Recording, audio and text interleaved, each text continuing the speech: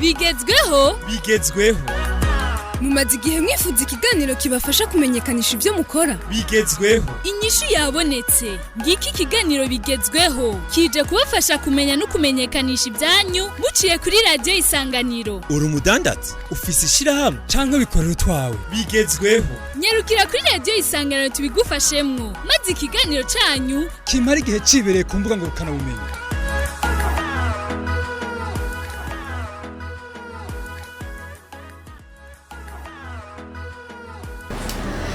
Kaze mu kiganiro bigezweho, ikiganiro mutegurirwa na Isanganiro aho twagendereye muri Galerie du Boulevard tukaba twakiriwe na Lydia Gatore, nkaba mfise entreprise yitwa Mother Natural Product.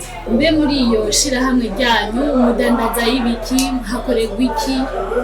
Ivyo nkora ndafise ibintu vy'igiterwa ca moringa n'ibindi biterwa bitandukanye, n'ingaburo, ndakora amasabuni, ndakora amavuta yo kwisiga, ndakora n'izo ngaburo zo kunywa. Ego mwatubwiye yuko mudandaza n'ingaburo, mbe mwotubwira ubwoko bw'ingaburo mufise ingene zimeze n'ubwo bwoko bw'izo ngaburo? Ego, hano ndafise moringa, iyi ni ingaburo, ndafise kandi hano ndafise amakorosol n'amababi y'umutagafero, ndafise hano imbuto za moringa, ndafisemwo kandi ikindi giterwa umubirizi, ndafisemwo kandi harimo n'ibumba. Ibumba ni ryiza umuntu arashaka kurinywa. Ego muhejeje kutwereka iby'ingaburo, mbega inyuma y'izo ngaburo nta bindi bidandazwa mwa mufise mu mudandariza hano? Ego ndabifise, ndafise amavuta yo kwisiga, aya anye n'amavuta ya moringa. Abantu benshi barayakunda kubera arafasha ibintu byo kurukoba ku mubiri, amaherehere canke umuntu yakomeretse canke umuntu afise ibintu by'ibimeme arafasha cyane. Ndafise n'ayandi ya nico kimwe naya ariko yarimwo parfum ya citronnelle.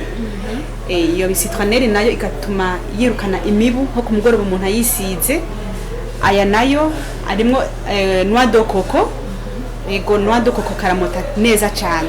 Ego hama nziza cyane. Ego ndakora n'amasabuni. Ego iyi ni sabuni ya moringa.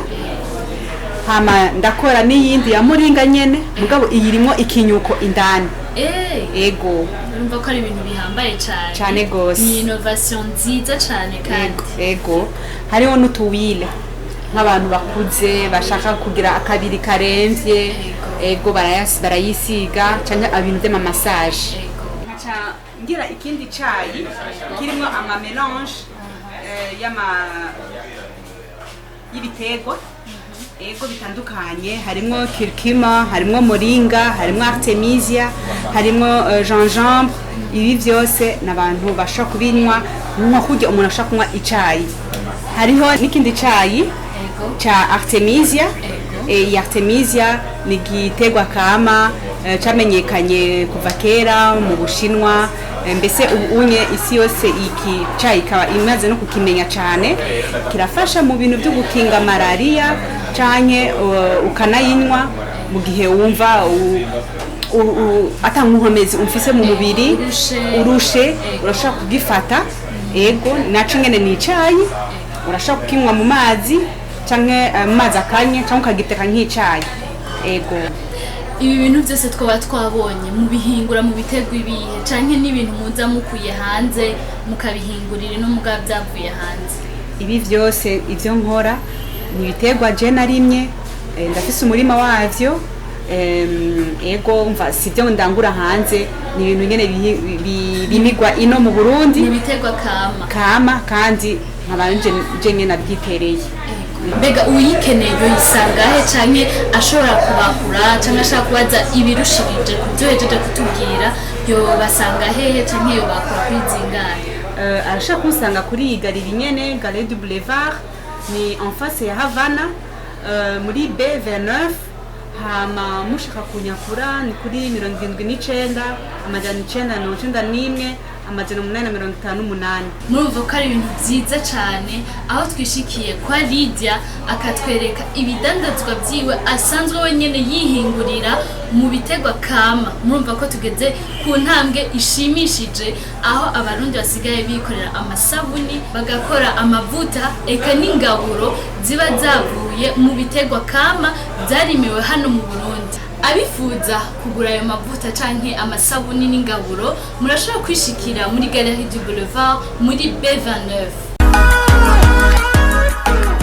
Bigezweho mumaze igihe mwifuza ikiganiro kibafasha kumenyekanisha ibyo mukora. Bigezweho Inyishu yabonetse, ngiki ikiganiro Bigezweho kije kubafasha kumenya no kumenyekanisha ibyanyu muciye kuri radio Isanganiro. uri umudandaza ufise ishirahamwe canke bikorera utwawe. Bigezweho Nyarukira kuri radio Isanganiro tubigufashemwo maze ikiganiro canyu kimara igihe cibereye ku mbuga ngurukana bumenyi.